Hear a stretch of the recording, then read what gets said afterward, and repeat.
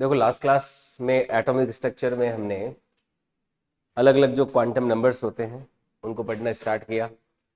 चार तरह के क्वांटम नंबर होते हैं। कौन कौन से? प्रिंसिपल क्वांटम नंबर हो गया, azimuthal quantum number, magnetic quantum number, spin quantum number. Principal quantum number के बारे में क्या क्या मैंने आपको बातें बताई कि प्रिंसिपल क्वांटम नंबर जो है जिसको स्मॉल एन से डिनोट करते हैं, बोहर के द्वारा दिया गया, और जो बोहर मॉडल में जो हमारा एन था वही है ये प्रिंसिपल क्वांटम नंबर। जो बोहर मॉडल में एन आया था ना, रेडियस के फॉर्मूले में, वेलोसिटी के फॉर्मूले में, एनर्जी के फॉर्मूले में आया था ना, यही क्या है? वो प्रिंसिपल क्वांटम नंबर है। अब प्रिंसिपल क्वांटम नंबर के बारे में और भी कई तरह की जानकारियां अपन ने देखी। क्या क्या थी? एनर्जी को, साइज को एटम के बताता है ना। शेल्स के बारे में जानकारी देता है, KLMN, है ना। अलग अलग शेल जो होती है, शेल और ऑर्बिट एक ही चीज है। और किसी भी शेल में पाए जाने वाले नंबर ऑफ ऑर्बिटल्स, ऑर्बिटल्स क्या होते हैं? जहां पे एक्चुअल में इलेक्ट्रॉन पाया जाता है। मैंने आपको पूरा एक बिल्डिंग जो होती है, बिल्डिंग में सबसे पहले क्या होता है? एक बिल्डिंग है, बिल्डिंग तो हो गया शेल। बिल्डिंग में अलग अलग फ्लोर होती है, वो हो गया सब शेल। फ्लोर के अंदर कमरा होता है, वो हो गया ऑर्बिटल। ऑर्बिटल के अंदर क्या पाए जाते हैं? दो इलेक्ट्रॉन पाए जाते हैं। तो ये पूरा स्ट्रक्चर होता है। इलेक्ट्रॉन के अलग अलग जो एनर्जी की वैल्यूज है उनको हम क्या करते हैं? अलग अलग क्वांटम नंबर से डिनोट करते हैं। तो पहला प्रिंसिपल क्वांटम नंबर से एसोसिएटेड सारी चीजें हमने समझी अच्छे से। अब नेक्स्ट नंबर की तरफ जाते हैं, ये है azimuthal quantum number. Azimuthal quantum number, AQN। Azimuthal quantum number, इसको डिनोट करते हैं किससे? एल से डिनोट किया जाता है। एजीमुथल क्वांटम नंबर क्या होता है? एजीमुथल क्वांटम नंबर सबसे पहली बात तो ये डिनोट करता है हमारा जो शेल के बाद में कौन आता है? शेल के बाद में कौन आता है? सब शेल। तो ये सबसे पहला पॉइंट तो हो गया, ये सब शेल के बारे में जानकारी देता है। Gives information about subshell. ये सब शेल के बारे में जानकारी देता है। अब ये सब शेल क्या होती है? देखो, कोई भी ऑर्बिट जो होती है उसके अंदर जो नेक्स्ट उसका जो क्वांटो है ऑर्बिट का, वो क्या है? या कोई भी शेल के अंदर क्या होती है? सब शेल होती है। अगर हम बात करें नंबर ऑफ सब शेल की, किसी भी शेल में नंबर ऑफ सब शेल कितनी होगी? देखो, कोई भी KLMN शेल है ना, तो नंबर ऑफ जो सब शेल होती है, number of subshell in any shell, किसी भी शेल में नंबर ऑफ सब शेल की संख्या कितनी होती है? N के बराबर ही होती है। किसी भी शेल में नंबर ऑफ सब शेल कितना होता है? N के बराबर होता है। क्या मतलब है इस बात का? जैसे मैं बात करूं शेल, मैं इधर तो लिख लेता हूं शेल, और इसमें कौन कौन सी सब शेल मौजूद है उनकी बात करता हूं, है ना। और इसके लिए N की वैल्यू, जैसे शेल में बात करता हूं के लिए कितना हो गया? N 1 हो गया ना। के शेल जो है उसके लिए N की वैल्यू कितनी? प्रिंसिपल क्वांटम नंबर 1 है। अब इसके अंदर जो सब शेल है उनकी संख्या भी कितनी होगी? 1 ही होगी। उसको किससे डिनोट करते हैं अपन? S से। यानी के अंदर एक ही सब शेल है और वो कौन सी है? S। समझ में आया बात? अब बात करें के बाद में क्या हो गया? L का कितना हो गया? N2। KLMN तक आ जाते हैं, 3 और 4। ये हो गया। ये अलग अलग सेल के N की वैल्यूज होगी। अब देखो, के शेल के अंदर N की वैल्यू 1 है, तो सब शेल कितनी होगी? एक ही होगी। और एक कौन सी होती है? S। अब के बाद में कौन है? L में L के लिए N की वैल्यू कितनी है? 2। तो नंबर ऑफ सब शेल भी कितनी होनी चाहिए? 2। 2 कौन कौन सी होती है? एक तो होती है S और एक क्या होती है? P। उनको सब शेल को क्या नाम देते हैं? एक तो S नाम देते हैं और एक को क्या नाम देते हैं? P। फिर M के अंदर नंबर ऑफ सब शेल कितनी होगी? 3। तो कौन कौन सी हो जाती है? SP और बाद में हो जाता है D, SP D। तो 3 सब शेल जो m के अंदर पाई जाएगी n बराबर 3 में, वो क्या हो जाएगी sp d। फिर n बराबर 4 के लिए जो n शेल है उसके लिए क्या हो जाता है 4 हो जाएगी। 4 कौन कौन सी हो जाती है sp d और एक और हो जाती है f। तो इस तरह से हमारे क्या आते हैं अलग अलग sp-df सब शेल्स होते हैं अलग अलग k बराबर 1, l बराबर 2, m बराबर 3 और n बराबर 4 के अंदर। समझ में आया? तो ये हमें ध्यान में रखना है कि अलग अलग शेल के अंदर कौन कौन सी सब शेल मौजूद होती है। ठीक है, ये सब शेल है अलग अलग शेल के अंदर। क्लियर?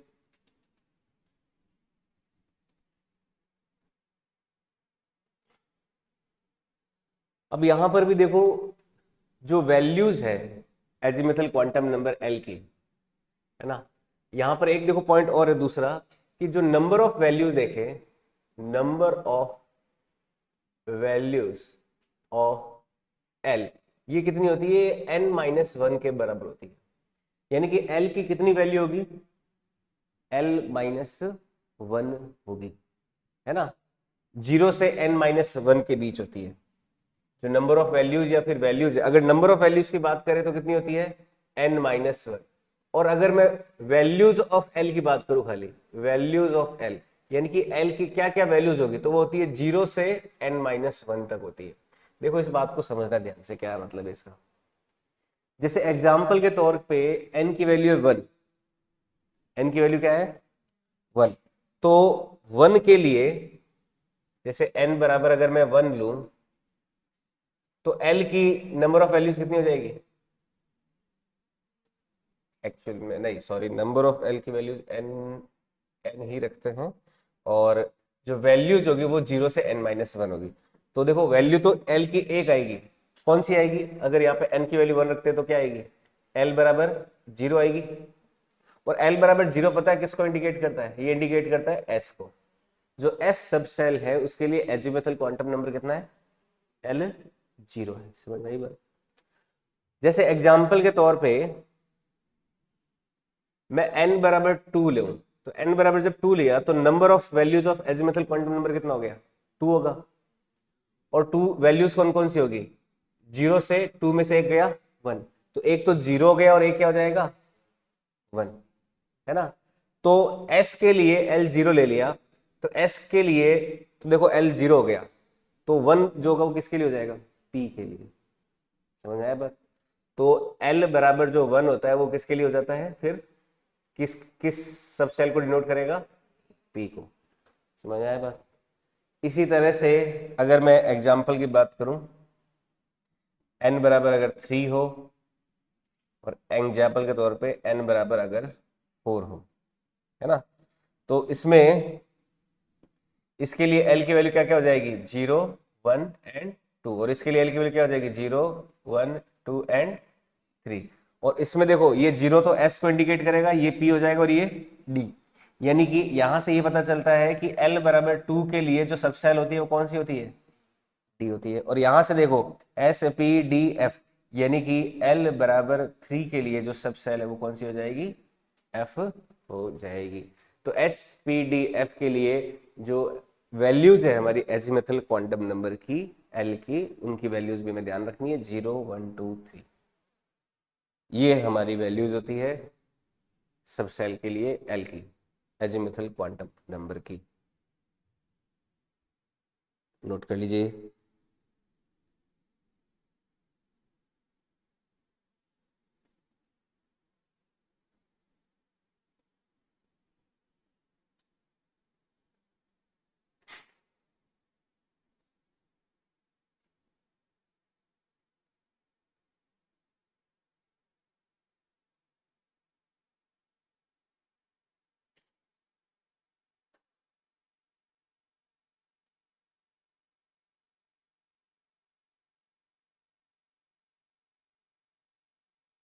ठीक है, आई बात समझ में? आगे बढ़े। ये मैं इसको टेबल फॉर्म में भी बना देता हूं। टेबल फॉर्म में देखो कैसे बनाता है, जैसे अगर मैं यहां पे तो लेता हूं शेल, सब शेल, सबसेल कौन सी है, एस पी डी एफ, और उसके लिए एल की वैल्यू एस के लिए कितनी हो जाती है 0, पी के लिए 1, डी के लिए 2 और एफ के लिए 3 हो जाता है। समझ में आया बात? तो ये एक टेबल के फॉर्म में भी ध्यान में रखना।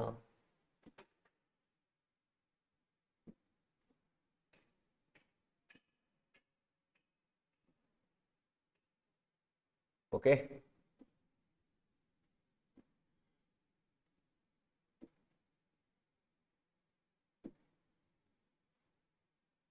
आगे बढ़ते हैं। देखो,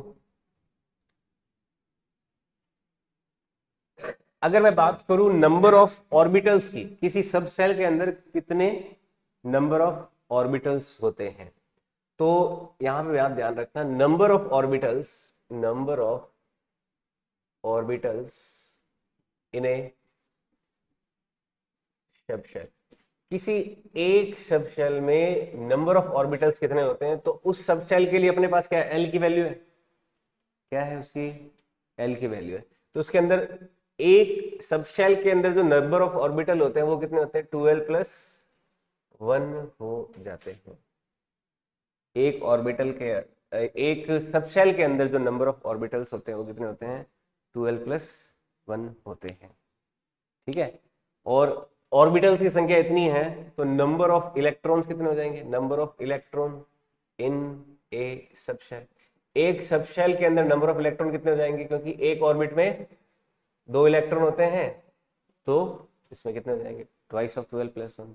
जैसे मैं बात करता हूँ एसपीडीएफ की, है ना, एसपीडीएफ, सभी का एल पता है, 0 1 2 3। अगर मैं नंबर ऑफ ऑर्बिटल्स निकालना चाहूं और नंबर ऑफ इलेक्ट्रॉन निकालना चाहूं सभी में, तो बताओ क्या क्या वैल्यूज आ जाएगी।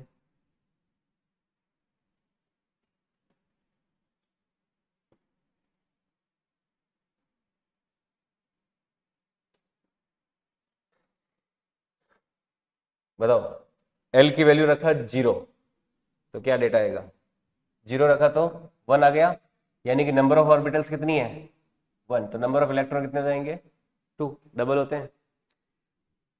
पी के लिए, पी सब शेल है हमारा, पी सब शेल के अंदर एल की वैल्यू कितनी है 1, तो 1 × 2 + 1 कितना हो गया 3, तो पी के अंदर नंबर ऑफ ऑर्बिटल्स कितने होते हैं 3 होते हैं, तो नंबर ऑफ इलेक्ट्रॉन कितने हो जाएंगे पी में 6। समझ आई बात? डी में, डी के लिए कितना हो जाएगा, 2 × 2 × 1 कितना 5, नंबर ऑफ इलेक्ट्रॉन डी में कितने भरे जा सकते हैं 10। एफ के लिए 3, तो ये हो जाएगा 7 और ये हो जाएगा 14। समझ में आया ये टेबल? तो ये पॉइंट ध्यान में रखना है, नोट कर लीजिए।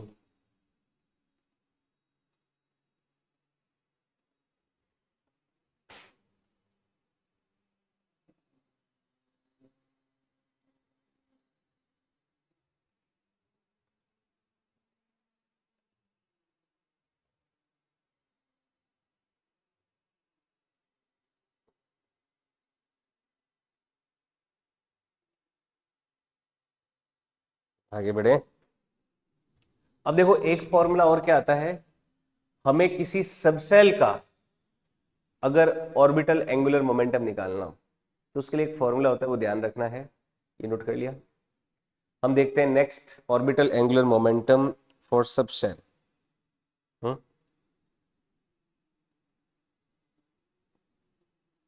Orbital angular momentum for subshell, ठीक है, आगे बढ़े। देखो इसमें एक फॉर्मूला है, orbital angular momentum of subshell, orbital angular momentum of subshell. इसकी वैल्यू देखो कितनी होती है, इसकी वैल्यू होती है h/2 रूट में l × l+1। ये कोई भी अगर आपको सबसेल दे रखी है एसपीडीएफ और उसका अगर आपको ऑर्बिटल एंगुलर मोमेंटम निकालना है तो उसके लिए फॉर्मूला क्या है, रूट में l × l+1। जैसे एग्जांपल के तौर पे आपको ऑर्बिटल एंगुलर मोमेंटम निकालना है एसपीडीएफ का, इसके लिए l की वैल्यू क्या होगी 0 1 2 3, तो बताओ इसका ऑर्बिटल एंगुलर मोमेंटम इन सब का क्या क्या हो जाएगा, क्या वैल्यूज निकाल सकते हैं? एस की निकालनी हो तो बताओ कितना होएगा, पी का, डी का और एफ का। एस का कितना, एल की वैल्यू 0 रखी तो ये कितना हो जाएगा, एच अपॉन 2 पाई आ जाएगा। 1 रखोगे तो 1 + 1 2, और ये 1 ही रहा तो √2, तो √2 times of H upon 2 pi. D के लिए देखोगे तो कितना आएगा, 2 × 2 + 1 √3 टाइम्स ऑफ एच अपॉन 2 पाई, और ये कितना हो जाएगा, 3 + 1, 1 मिनट, ये कितना हो गया, ये हो जाएगा 2 + 1 3, 3 × 2 6, ये √6 हो जाएगा ना, √6 टाइम्स एच अपॉन 2 पाई, और इसका कितना हो जाएगा 4 × 3, यानी कि √12 टाइम्स एच अपॉन 2 पाई। ये 4 अगर कॉमन ले लें तो 2 से 2 कैंसिल हो जाएगा, तो ये कितना आ जाएगा, √3 टाइम्स एच अपॉन पाई आ जाएगा ना। और इसको भी सिंप्लीफाई करें तो ये 2 जो है इसको अंदर लेंगे तो 4, यानी कि √3/2 ऑफ एच अपॉन पाई, ऐसा कुछ बन जाएगा। तो ये वैल्यूज आ जाएगी हमारे अलग अलग जो सबसेल है उनके ऑर्बिटल एंगुलर मोमेंटम की। क्लियर, ये नोट कर लीजिए पॉइंट।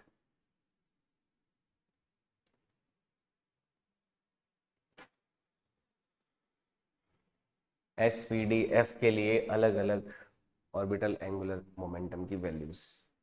तो इतनी जानकारी हम किससे मिलती है, हमें हमें एल से मिलती है, ठीक है।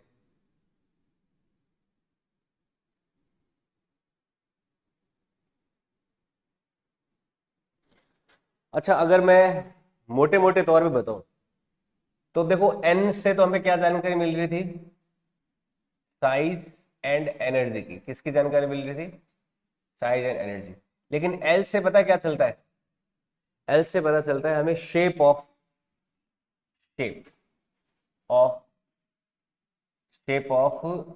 सब शेल्स या फिर शेप ऑफ एटम, ये अपन देख सकते हैं। इससे हमें शेप के बारे में जानकारी पता चलती है। शेप क्या होगी, शेप ऑफ इलेक्ट्रॉनिक क्लाउड बोलो तो ज्यादा बेटर रहेगा, shape of electronic cloud, shape of electronic cloud, इसके बारे में हमें जानकारी मिलती है एल से। जैसे एन तो क्या देता है, साइज एंड एनर्जी, लेकिन एल क्या देता है हमें, शेप ऑफ इलेक्ट्रॉनिक क्लाउड देता है। इसके बाद में जो आपका एम आएगा, मैग्नेटिक क्वांटम नंबर, वो देगा डायरेक्शन ऑफ इलेक्ट्रॉनिक क्लाउड। क्या देगा, direction of electronic cloud, electronic cloud की डायरेक्शन देता है, ठीक है। कौन, हमारा एम, जो नेक्स्ट हमारा क्वांटम नंबर आने वाला है, मैग्नेटिक क्वांटम नंबर, ठीक है। तो नेक्स्ट देखो लेते हैं मैग्नेटिक क्वांटम नंबर, आगे बढ़े।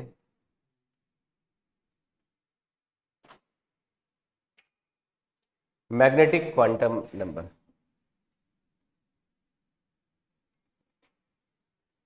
तीसरा है मैग्नेटिक क्वांटम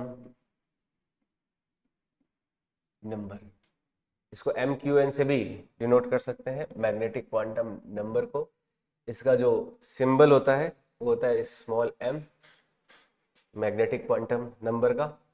तो मैग्नेटिक क्वांटम नंबर होता क्या है, पहली बात तो ये हमारी जो ऑर्बिटल्स होती है उनकी डायरेक्शन को इंडिकेट करता है। किसको इंडिकेट करता है, direction of orbitals, magnetic quantum number ये डायरेक्शन ऑफ ऑर्बिटल्स को इंडिकेट करता है। कैसे इंडिकेट करता है, देखो पहली बात तो ये पॉइंट लिख लीजिए, गिव्स इंफॉर्मेशन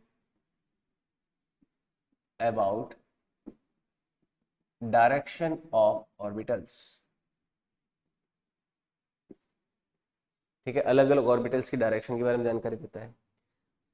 नेक्स्ट इंपॉर्टेंट बात, जो नंबर ऑफ वैल्यूज है किसी भी सबसेल के अंदर कितने क्या है ऑर्बिटल्स हैं, तो number of values of m, number of values of m जो होती है वो इक्वल टू होती है नंबर ऑफ ऑर्बिटल्स के, नंबर ऑफ ऑर्बिटल्स के। हर m किसको इंडिकेट करेगा? हर एक इंडिविजुअल ऑर्बिटल को इंडिकेट करेगा। भाई शेल के अंदर आया n, फिर सब शेल के अंदर आया l, अब ऑर्बिटल्स को कौन इंडिकेट करेगा? m। हर m की वैल्यू किसको इंडिकेट करेगी? हर पर्टिकुलर ऑर्बिट को इंडिकेट करेगी। तो इसका मतलब जो नंबर ऑफ ऑर्बिटल्स है या फिर number of values of m है वो तो किसके बराबर हो जाएगा? क्या 12+1 के बराबर नहीं हो जाएगा? जैसे अभी हमने इस पे देखा है ना कि जो number of values of number of orbitals की संख्या कितनी होती है? 12+1 होती है ना किसी भी सबसेल में। तो जो m की वैल्यू है, m की संख्या है, वो भी कितनी हो जाएगी? 12+1 होगा या नहीं होगा? बताओ, हो जाएगा ना। तो हमारी number of values of m कितनी हो जाती है? 12+1 के बराबर हो जाती है। और अगर मैं बात करूं वैल्यूज ऑफ m,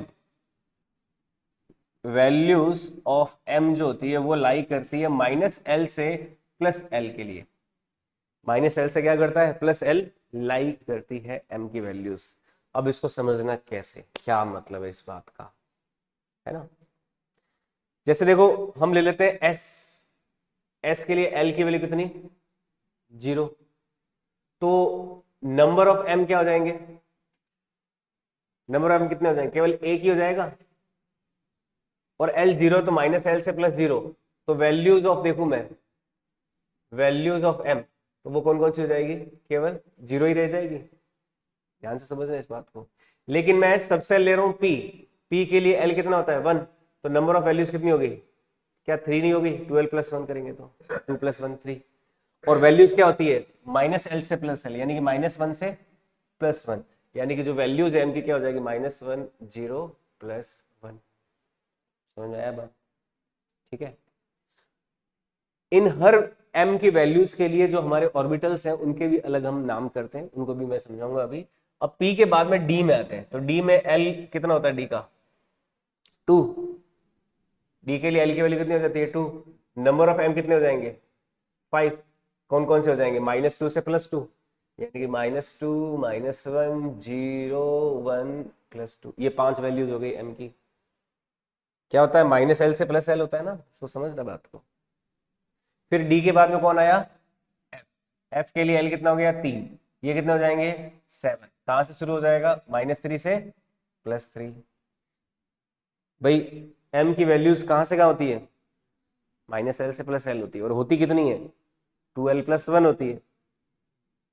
ठीक है। तो 7 वैल्यूज कौन कौन सी हो जाएगी? -3 -2 -1 0 1 2 3, ये 7 वैल्यूज हो जाएगा एक ही। ठीक है, काउंट कर लो, 7 हो गई, ये 5 हो गई, ये 3 हो गई, 1 हो गई। समझ में आया बात?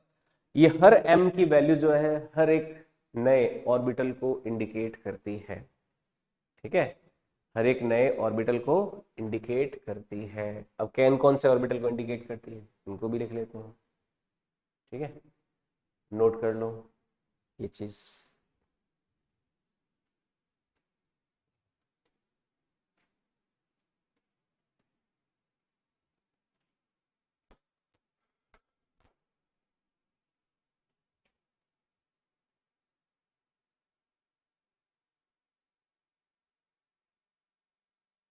ठीक है,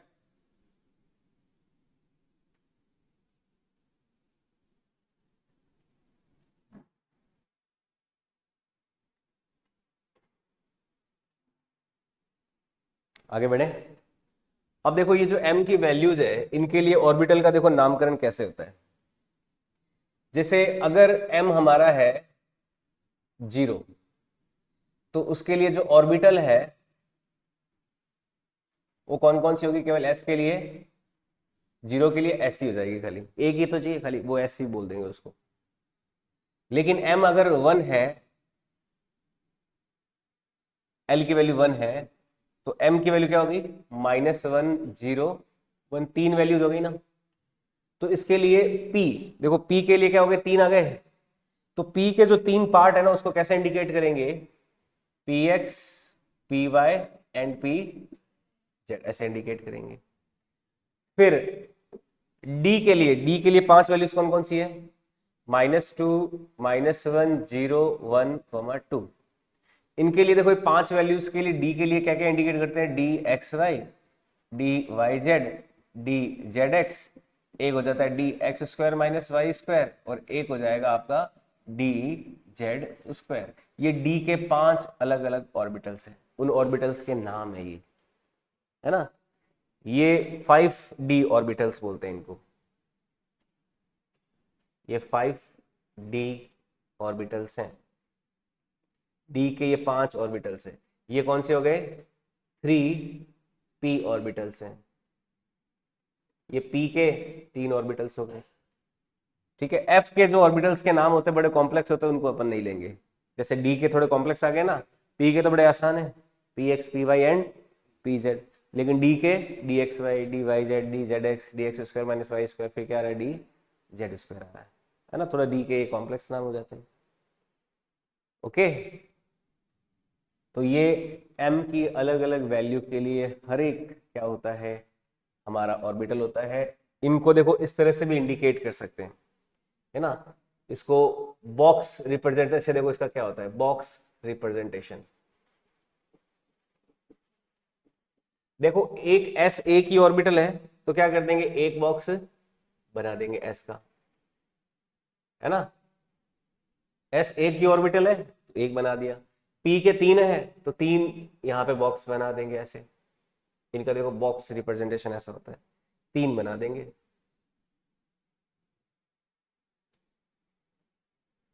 ये देखो 3 हो गए, एक पी एक्स हो गया, एक पी वाई हो गया, पी जेड हो गया।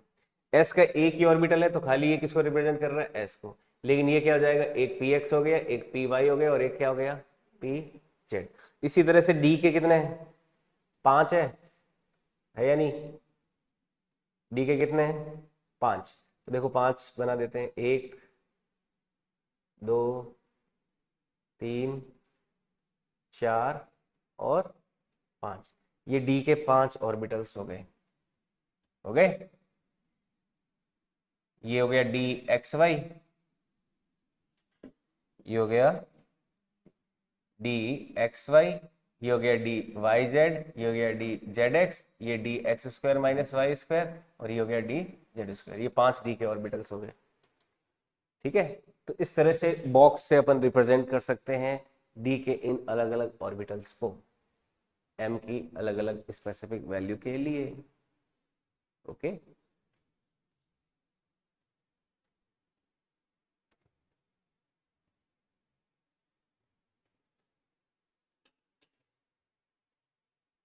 आई बस समझ में, आगे बढ़े। हम्म। तो ये 3 हो गए हमारे क्वांटम नंबर्स, प्रिंसिपल, एजीमुथल और मैग्नेटिक, है ना।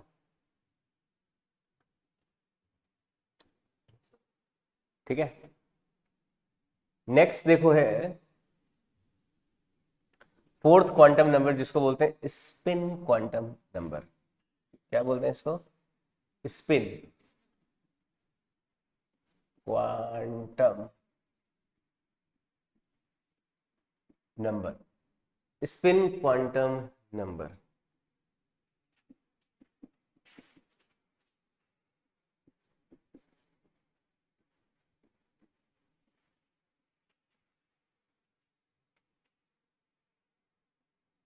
ऑटो करेक्ट स्पेलिंग नहीं ले रहा सही ढंग से, इसको लिख लेते हैं स्पिन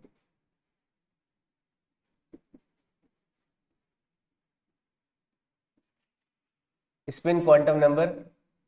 एस क्यू एन से डिनोट करते हैं, स्मॉल एस से इंडिकेट किया जाता है, ठीक है। देखो स्पिन क्वांटम नंबर हमें क्या जानकारी देता है, अभी तक हम इलेक्ट्रॉन के चैम्बर में पहुंच चुके हैं, जो इलेक्ट्रॉन का एग्जैक्ट कमरा है वहां पे पहुंच चुके हैं। वहां पे जाने के बाद ये पता चलता है कि भैया यहाँ पे तो जो इलेक्ट्रॉन है ना, वो इलेक्ट्रॉन क्या करता है, स्पिन करता है। स्पिन कैसे करता है, एक बार तो काउंटर क्लॉकवाइज करता है और एक बार एंटी क्लॉकवाइज। भाई इलेक्ट्रॉन जो है अपने एक्सिस पे 2 तरीके से स्पिन कर सकता है। मान लो ये इलेक्ट्रॉन है, मैं इसको इलेक्ट्रॉन बोल देता हूँ, ठीक है, बोल दिया इलेक्ट्रॉन, ये इलेक्ट्रॉन है। तो ये जो इलेक्ट्रॉन है ये अपने एक्सिस पे दो तरीके से स्पिन कर सकता है। एक स्पिन का ऑप्शन तो है क्लॉकवाइज, क्लॉकवाइज स्पिन कर सकता है या तो, है ना, ऐसे। और या कैसे कर सकता है ये, एंटी क्लॉक वाइज स्पिन कर सकता है। समझ में आया बात? या तो इलेक्ट्रॉन ऐसे घूम सकता है या फिर इलेक्ट्रॉन ऐसे घूम सकता है।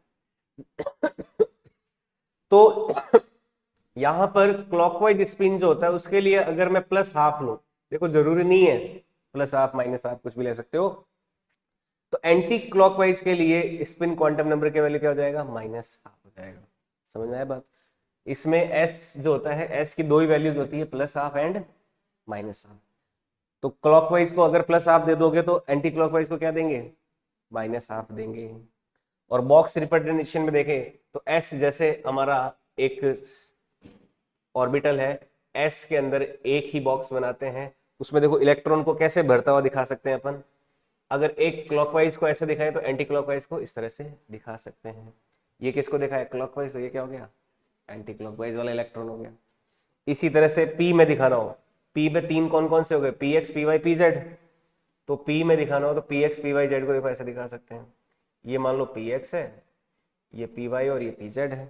तो इसमें अगर इलेक्ट्रॉन भरना हो तो इसमें clockwise anti clockwise, clockwise anti clockwise, clockwise anti clockwise. तो हर ऑर्बिटल जो पी एक्स है, पी वाई है और पी जेड है, उसमें हमने क्या कर दिया, क्लॉकवाइज और एंटी क्लॉकवाइज वे में इलेक्ट्रॉन को फिलअप कर दिया, भर दिया। भरा नहीं भरा, समझ में आई बात? तो ऐसे करते हैं। तो इलेक्ट्रॉन का जो स्पिन है, एक स्पिन को तो प्लस हाफ बोल दिया, दूसरे स्पिन को क्या बोल दिया, माइनस हाफ बोल दिया, है ना। इस तरह से पी में भर दिया, इसी तरह से डी में भी भर सकते हैं। डी में भी हमारे दोनों स्पिन के इलेक्ट्रॉन जाएंगे। डी के अंदर कितने होते हैं नंबर ऑफ ऑर्बिटल्स, 5। एक हो गया, 2, 3, 4 एंड 5। इसमें हम इलेक्ट्रॉन भर दें clockwise anti clockwise, clockwise anti clockwise, है ना। तो इस तरह से हम इलेक्ट्रॉन भर, समझ में आई बात? Spin plus half and minus half, clockwise और एंटी क्लॉकवाइज दोनों के लिए हम देते हैं स्पिन क्वांटम नंबर। ठीक है, तो ये किसको डिस्क्राइब कर रहा है, ये पॉइंट भी लिखा है ऊपर, it describe spin off electron. It describe, देखो पहले तो इलेक्ट्रॉन के क्लाउड का साइज और एनर्जी क्या है वो तो आता है प्रिंसिपल से। फिर इलेक्ट्रॉन के क्लाउड की शेप कैसी है वो किससे आती है, एजीमुथल से। फिर इलेक्ट्रॉन के क्लाउड की डायरेक्शन किधर है वो किससे आती है, मैग्नेटिक से। फिर आता है कि इलेक्ट्रॉन का क्लाउड का स्पिन कैसा है ना। इट डिस्क्राइब, मैंने आपको बताया ना भाई, हाइजेनबर्ग प्रिंसिपल आने के बाद में इलेक्ट्रॉन को एक पार्टिकल की तरह ना मान के क्लाउड की तरह जो फैला हुआ है जिसकी कोई बाउंड्री नहीं है, ऐसे मानना होता है। तो it describe spin off electronic cloud.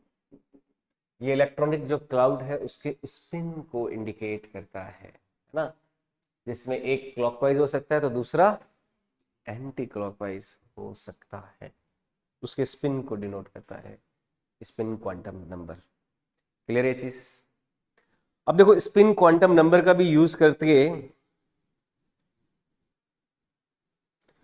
अपन इसमें भी एक तरह का एक मैग्नेटिक, ये देखो यहां पे एक तरह का एंगुलर मोमेंटम होता है, यहां पे वैसे दो होते हैं, एक तो होता है spin angular momentum, spin angular momentum. देखो एक तो था ऑर्बिटल एंगुलर मोमेंटम जिसकी वैल्यू क्या आती है रूट में L into L plus one h upon two pi. Spin angular momentum की देखो वैल्यू क्या होती है, h upon two pi root में S into S plus one होती है। कितनी होती है, रूट में S into S plus one होती है। ये स्पिन एंगुलर मोमेंटम होता है। ठीक है,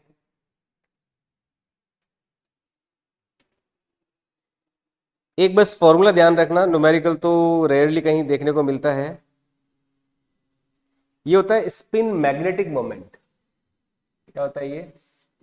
स्पिन मैग्नेटिक मोमेंट।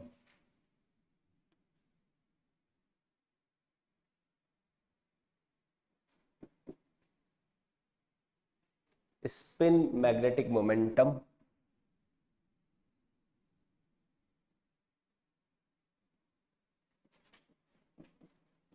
ये वैल्यू हो जाती है EH/2πm/c रूट में s/s+1। ये फॉर्मूला याद रखना, कहीं न्यूमेरिकल में ऐसा देखने को नहीं मिलेगा।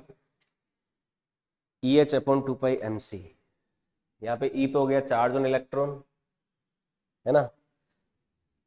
एक्चुअल में क्या होता है कि अगर इन दोनों का रेशो लो तो ये क्या आएगा? E/m आएगा ना, है ना। E/m। अगर मैं स्पिन एंगुलर अपॉन मैग्नेटिक करूंगा तो H/2π ये सब कैंसिल हो जाएगा तो कितना आ जाएगा? E/m आएगा ना। हाँ, E/mc, सॉरी, E/mc। तो दो तरह के ये मोमेंटम होते हैं, एक तो होता है एंगुलर और एक होता है मैग्नेटिक। आपको याद हो या फिर आपने कभी 12th क्लास में एक बार पढ़ा होगा वो मैग्नेटिक डायपोल मोमेंट, है ना। वही मोमेंटम है ये मैग्नेटिक मोमेंटम। इलेक्ट्रॉन जब चक्कर निकालता है, स्पिन करता है, तो उसकी वजह से करंट पैदा होगा।